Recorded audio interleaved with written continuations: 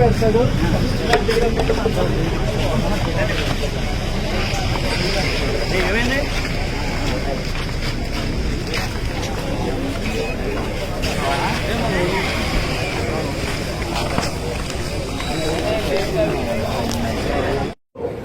చంపేది అజయ్ బాబుని అనుకుంటున్నాను. నేనే అజయ్ బాబు. నెక్స్ట్ చంపేది అజయ్ గారిని అనుకుంటూ పెట్టారు నా పేరు. దీని మీద కూడా మేమేం చెప్పామంటే కేసు ఇన్వెస్టిగేషన్ లో ఉన్నప్పుడు ఇటువంటి పుకార్లు వ్యాపింపచేయని మధ్య నుంచి నా ఫోన్ ఎవరి దగ్గర ఉందో డిఫరెంట్ సిచ్యువేషన్ ఫేస్బుక్ లో కూడా వేరే వాళ్ళు ఎవరో కూరి బాలాజీ టెంపుల్లో రంగరాజన్ గారి మీద దాడి జరిగింది. మీ అందరికీ జ్ఞాపకం ఉండుంటుంది. రంగరాజన్ గారి మీద దాడి జరిగినప్పుడు దాడి చేసినటువంటి వ్యక్తి వీర రాఘవరెడ్డి అయినా ముఖ్యమంత్రి రేవంత్ రెడ్డి గారితో సహా రంగరాజన్ గారికి ఫోన్ చేశారు. కష్టం ఏదైనా వస్తే నేనున్నాను, ఎవరు భయపడొద్దు, డైరెక్ట్ గా మా ఎమ్మెల్యే దగ్గరకు వస్తాడు అని రంగరాజన్ తో మాట్లాడారు. మా ప్రతిపక్ష పార్టీ అధ్యక్షులు కేటీఆర్ గారు ఆయన దగ్గరికి వెళ్ళి మాట్లాడొచ్చారు. చివరికి అన్ని పార్టీల వాళ్ళు మీడియా సంస్థలతో సహా వెళ్లారు. అయితే గుర్తుపెట్టుకోవాలి, ఒకవేళ ఈ రోజు ఇక్కడ జరిగినటువంటి ఇన్సిడెంట్ గాని పేరు మోసినటువంటి ఒక హైందవ సామాజిక వర్గానికి సంబంధించిన నాయకుడు లేకపోతే పూజారో లేకపోతే పీఠాధిపతో అయి ఉంటే రాష్ట్రం మొత్తం దద్దరిల్లిపోతూ ఉండేది ఈ సమయానికి. కానీ చనిపోయింది క్రైస్తవ సామాజిక వర్గానికి సంబంధించిన ఓ సాధారణమైన దైవజంటు. వారికి సాధారణమే కావచ్చు, కానీ 100 మంది అజయ్ బాబులు కలిపినా ప్రవీణ్ పగడాల గారి జ్ఞానం ముందు సరిపోరు, నిలబడలేదు. హిందూ సహోదరులతో అయినా, ముస్లిం సహోదరులతో అయినా, క్రైస్తవ సహోదరులతో అయినా, అక్షరముఖ్య రాని వాడికి కూడా దేవుని వాక్యాన్ని అర్థమయ్యేలాగా చెప్పిన ఈ తరపు అపోస్తుడు ఆయన. అలాంటి వ్యక్తి అత్యంత కిరాతకంగా చనిపోయిన స్థితిలో మనకు కనబడ్డారు. ఇప్పుడే మనం ఒక నిర్ణయానికి రావడానికి వీల్లేదు. అయితే ఇది యాక్సిడెంట్ అనుకోవడానికి దానికి కొన్ని ఆధారాలు కావాలి. యాక్సిడెంట్ అనేది ఒకవేళ వాస్తవం అయితే ఆ ఏరియాలో ఉండే సీసీ ఫుటేజ్ లో వచ్చిన బండి పడేది కూడా తప్పనిసరిగా నమోదై ఉండాలి. ఒకటి. రెండోది, నిద్రమత్తులో ఈయన పడిపోయాడు అన్న మాట అవాస్తవం. ఏదో ఒక బండి కొట్టేసి వెళ్ళింది, లారీనో బస్సునో ట్రాక్టర్నో కొట్టెళ్ళిందంటారా? యాక్సిడెంట్ జరిగినటువంటి ఆ స్థలంలో అద్దం పెంకులు అలా పడిపోయి ఉండాలి, బండి డ్యామేజ్ అయి ఉండాలి. అట్లాంటి సంఘటన జరగల. మరి ఏ అవకాశం ఉంది అనంటే, ఒకవేళ పాస్టర్ గారే నిద్రమత్తులో పడిపోయారే అనుకుందాం కొంచెం సేపు. ఆయన తలకి లారీ ఎక్కినా పగిలిపోని హెల్మెట్ ఉంది. ఈ రోడ్డు మీద నుంచి పక్కనుండే కాలంలో పడ్డంత మాత్రాన పెదాలు పగలవు, వెనక తల తెగదు, మనిషి చచ్చిపోడు. అసలు ఇంపాసిబుల్. కావాలంటే ఆ హెల్మెట్ నాకు పెట్టి నన్ను పడేయండి, అక్కడ మీ అందరి ముందు నేను పడతాను. ఇప్పుడు అది అసలు అవకాశమే లేదు. ఎందుకంటే ఆయన ఒక లోయలో పడ్డా, ఆయన ఒక ఏమంటారు ఎత్తైన కొండ మీద నుంచి పడ్డా, జస్ట్ రోడ్డు పక్క నుంచి ఒక సౌటికాలలో పడ్డారు. ఎన్ని చూసినప్పుడు ఖచ్చితంగా దీని వెనక ఏదో కుట్ర జరిగింది అన్న ఆలోచన మనకు అర్థమవుతుంది. ఈ నెల రోజులుగా ఏం జరిగిందో మీ అందరికీ చెప్తాను. ప్రవీణ్ పగడాల గారు ఒక సామాజిక వర్గానికి సంబంధించినటువంటి ఒక వ్యక్తి గురించి మాట్లాడితే ఆయనతో క్షమాపణ చెప్పించారు కొంతమంది. మీ అందరికీ తెలుసు ఆ విషయం. దానికి సంబంధించి ఆయన క్షమాపణ చెప్పటమే కాదు, దయచేసి నన్ను ఇక వదిలిపెట్టండి అని బ్రతిమలాడినటువంటి మెసేజ్లు కూడా నా దగ్గర ఉన్నాయి. దానితో పాటు ఆయన ఏమన్నారు అంటే, వీళ్ళు నన్ను చంపేసేలాగే ఉన్నారు అని మాట్లాడారు. అయితే ఇక్కడ ఆలోచించాల్సిన విషయం ఏంటంటే, ఆ సామాజిక వర్గం వాళ్ళు ఏదైనా చేశారా అని అనుకోవడానికి ఇది పవిత్రమైన రంజాన్ మాసం. ప్రాణం పోయినా ఇంకొకరి మీద ఈ సమయంలో వాళ్ళు చేయవేరు. పవిత్ర రంజాన్ మాసం నడుస్తోంది. మరేమై ఉండాలి? ప్రవీణ్ పగడాల గారికి ఆ సామాజిక వర్గానికి మధ్య జరుగుతున్నటువంటి ఈ గొడవని ఎవరో కావాలని అదునుగా తీసుకుని ఆయన మీద దాడి చేస్తుండే అవకాశమే ఎక్కువగా ఉంది. ఇప్పుడు ఇది చాలా స్పష్టమైన విషయం. ప్రవీణ్ పగడాల లాంటి వాళ్ళు 10,000 మంది ఉంటే ప్రవీణ్ పగడాల గారి మరణం చాలా చిన్నది. కానీ ఆయన 10,000 మందిలో ఒక్కడు తప్ప 10,000 మందిలో ఒకడు కాదు. అలాంటి వ్యక్తిని చంపితే రాష్ట్ర ప్రభుత్వం నుంచి నేను గౌరవనీయులైన పోలీసు వారిని ఏమడిగానంటే, హోంమంత్రి గారి దగ్గర నుంచి మీకు ఏమైనా ఆదేశాలు వచ్చాయా? లేదు, స్థానిక ప్రజాప్రతినిధి ఎమ్మెల్యేగా గెలిచిన వ్యక్తి ఎవరైనా ఆయన దగ్గరకు వచ్చారా? ముఖ్యమంత్రి కార్యాలయం నుంచి మీకు ఏమైనా ఆదేశాలు వచ్చాయా? ఎందుకంటే ప్రవీణ్ పగడాల గారి మీద చేయబడ్డం అన్నా చనిపోవడం అన్నా అది యావత్ క్రైస్తవ సమాజానికి సంబంధించినటువంటి విషయం. మేము మీరు దళితులుగా ఎవడు పుట్టాలనుకుంటాడు అనుకున్నటువంటి ప్రభుత్వం కింద బతుకుతున్నాం. మేము ఎందులో బతుకుతున్నాము అనంటే, ఈ క్రైస్తవులు పెచ్చిమీరిపై ప్రవర్తిస్తున్నారు, గుడుల దగ్గరకు వచ్చి కూడా వీళ్ళు రోజు మత మార్పిళ్లు చేస్తున్నారు అన్న వ్యక్తుల ప్రభుత్వంలో బ్రతుకుతున్నాం. మేము ఎలాంటి ప్రభుత్వంలో బ్రతుకుతున్నామంటే, పర్మిషన్ లేకుండా కట్టిన చర్చిలన్నింటినీ కూల్చివేయడానికి సిద్ధపడమని జీవో ఇచ్చినటువంటి ప్రభుత్వం కింద మేము బ్రతుకుతా ఉన్నాం.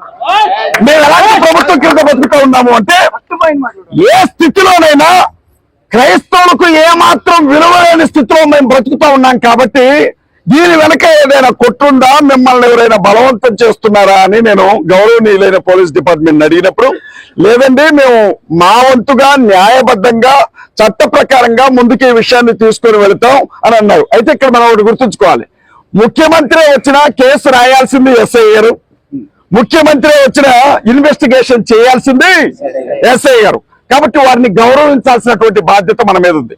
నేను ఒకటే డిమాండ్ చేశాను. నేనేమన్నానంటే, ప్రవీణ్ పగడాల గారిని ఒకవేళ ఆయన యాక్సిడెంటల్ గానే చనిపోయారనుకుందాం.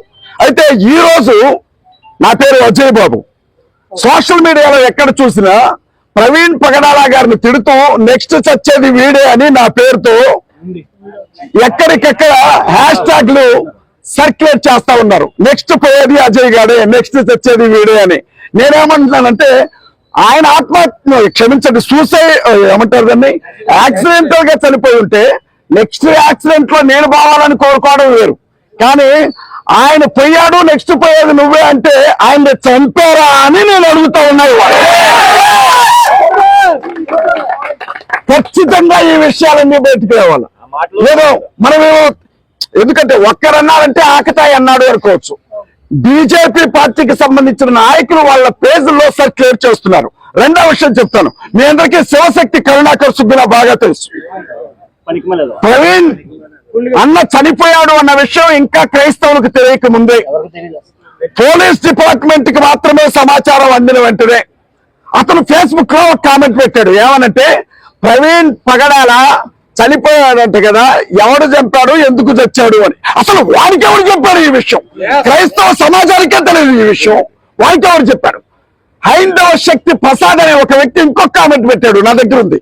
అతనేమంటాడంటే, ఈయనేదో పగలబడిశాడని చెప్పి వీడిని మేము చంపి జైలుకి వెళ్తావా, వాడే చచ్చాడు యాక్సిడెంట్ అని హేళనగా మాట్లాడుతున్నాడు. ఇవాళ ఎంత చులకనైపోయింది క్రైస్తవుల జీవితం, ఒక్కసారి ఆలోచించండి. నేనేమంటున్నానంటే, మన ముందున్నది ఒకే ఒక్క ఆప్షన్. రేపు ఉదయం పూట 10 గంటలకి పంచనామా తర్వాత వారి కుటుంబ సభ్యుల ముందు పోస్ట్ మార్టం జరగబోతా ఉంది. నేను ఒకటే అడిగాను, సార్ అంత బలమైన హెల్మెట్ ఉండగా తలబగలడం అనేది జరిగే పని కాదు. నేను చాలా చూసాం, లారీ కింద పడ్డాడు కూడా హెల్మెట్ మీద నుంచి పోయి కూడా బతికాడు. ఆఫ్టర్ ఆల్ రోడ్డు మీద నుంచి పక్కన పడితే చచ్చిపోతాడా? కథ వేరే ఉంది, దయచేసి గమనించండి, మీకు సహకరిస్తామని చెప్పాను. నేను రేపొద్దున చట్టబద్ధంగా డాక్టర్లు నేను ఒకటే చెప్తా ఉన్నా, అందరికీ కుటుంబాలు ఉంటాయి. ఒత్తిళ్ళకి లోనే అబద్ధపు రిపోర్ట్లు ఇవ్వద్దని ఒక్కొక్కరి పాదాలు పట్టుకొని బతిలాడుతూ ఉన్నాను. ఏం జరిగిందో ఉన్నది ఉన్నట్లుగా చెప్పండి. ఒకవేళ అది యాక్సిడెంట్ అయితే 1 గంట సేపు ఏడ్చి వెళ్ళిపోతాం. కానీ అది ఒకవేళ హత్య అయి ఉంటే మాత్రం మీరు గమనించాలి, రాత్రి 11:30 సమయంలో చనిపోయినటువంటి వ్యక్తి 24 గంటల వరకు బిగుసుకుపోయే అవకాశం ఉండదు. శవం ఎప్పుడు కూడా గుర్తుపెట్టుకోండి. కానీ డెడ్ బాడీ బిగుసుకుపోయింది. నేనేమంటున్నా అంటే, మనిషి ఎక్కడే చచ్చిపోయాడా, ఎక్కడైనా చంపి చిత్రహింసలు పెట్టి తెచ్చి అక్కడ పడేశారా అనే విషయం తెలియాలి మాకు. ఆ ఒంటి మీద ఒకవేళ యాక్సిడెంట్ అయి ఉంటే బండికి ఏ దెబ్బలు లేవు, ఒంటి మీద ఏ గాయాలు లేవు. సహజంగా యాక్సిడెంట్ అయితే ఒంటి మీద ఉన్న షర్ట్లు గిట్లు మొత్తం కూడా చిరిగిపోతాయి. ఒక్క మూతి పగిలిపోయింది తప్ప ఎలా ఉంది, అది రాళ్లతో కొట్టినట్టు కర్రతో కొట్టినట్టు కట్ చేసినట్టు విడిపోయింది తప్ప వేరే దారి లేదు. నేను ఒక లాయర్గా ఒకటే చెప్తా ఉన్నా, రేపు పోస్ట్ మార్టం వచ్చే వరకు బాల్ ఖచ్చితంగా పోలీస్ డిపార్ట్మెంట్ చేతుల్లోనే ఉంటుంది. పోస్ట్ మార్టం రిపోర్ట్ న్యాయబద్ధంగా వచ్చిందో లేదో చూద్దాం, అంతవరకు ఓపిక పడదాం. ప్రవీణ్ పగడాల గారు వేరే కుటుంబ సభ్యుడు అనుకోవద్దు, అది నువ్వే కావచ్చు, రేపొద్దున అది నేనే కావచ్చు.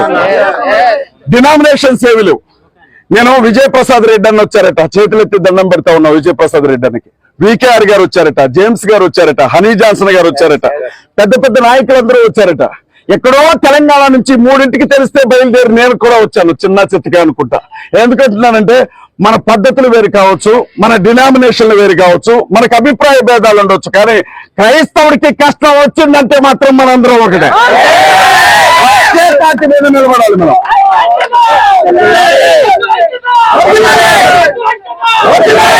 రేపు ఉదయం 10 గంటలకి పోస్ట్ మార్టం అవడానికి ముందే మనం అందరం ఇక్కడికి చేరుకుందాం. నేను ఇక్కడే ఉంటాం, రాత్రి ఇక్కడే ఉంటాం, ఇక్కడే ఉంటాం. దయచేసి వినండి అన్న, దయచేసి ఒక్క మాట. నేను ఇంకొక మాట చెప్పాను. ఎవరో ఒక పెద్ద ఆయన పార్టీ తరఫు నుంచి ఇక్కడికి వచ్చి ఇక్కడ అది నాకు చూడగానే యాక్సిడెంట్ లాగా కనపడింది అని అన్నారట. మనోళ్ళు వాటర్ బాటిల్ మొహం మీద ఇసిరారట. నేను అంటున్నా ఇంకా చెప్పులు ఇసరలేదు, దయచేసి సంతోషపడండి. క్రైస్తవులకి గుండెలు పగిలేంత దుఃఖంలోంచి కోపం వస్తుంది. ఈ విషయాన్ని అర్థం చేసుకోవాలా? 2 రాష్ట్రాలు పేకల మీద కత్తులు పెట్టుకొని తిరుగుతున్నట్లుగా తిరుగుతున్నాం. ఏం జరుగుతుందో తెలియక మీరు మీరు మీరు మీరు పెట్టకపోయినా పర్లేదు, కొట్టకండి దయచేసి, బతకనివ్వండి. సో రేపు ఉదయం పూట ఏం జరుగుతుందో చూసి దాన్ని బట్టి కార్యాచరణ పెద్దలందరూ నిర్ణయిస్తారు. ఇది ఆంధ్ర, ఈ ప్రాంతానికి పెద్ద పెద్ద నాయకులు ఉన్నారు. మీరే నిర్ణయం తీసుకున్నా ఆ నిర్ణయానికి కట్టుబడి క్రిస్టియన్, ముస్లిం, దళిత డిఫెన్స్ ఫోర్స్ మీకు అండగా నిలబడుతుంది.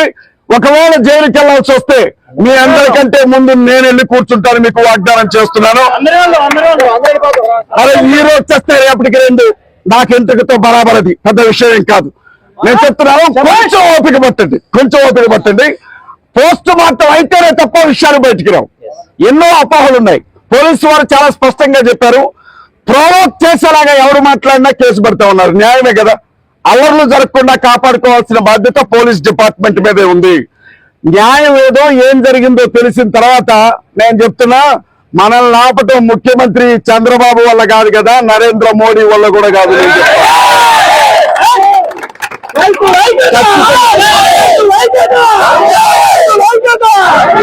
మాత్రమేంటి, దయచేసి హోంమంత్రి అనిత గారు రావాలి రేపు.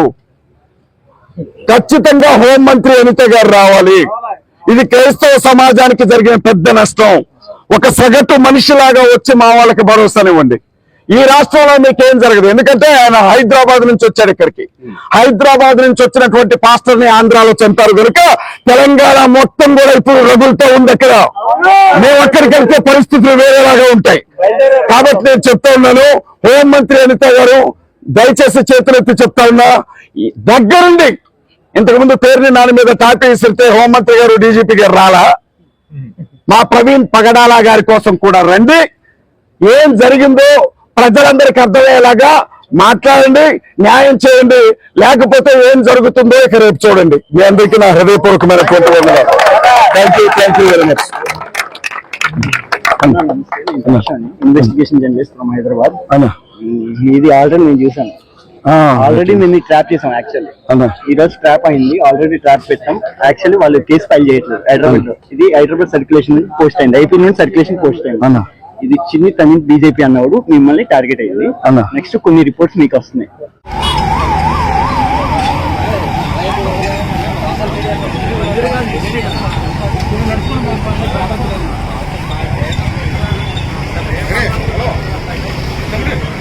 Hello?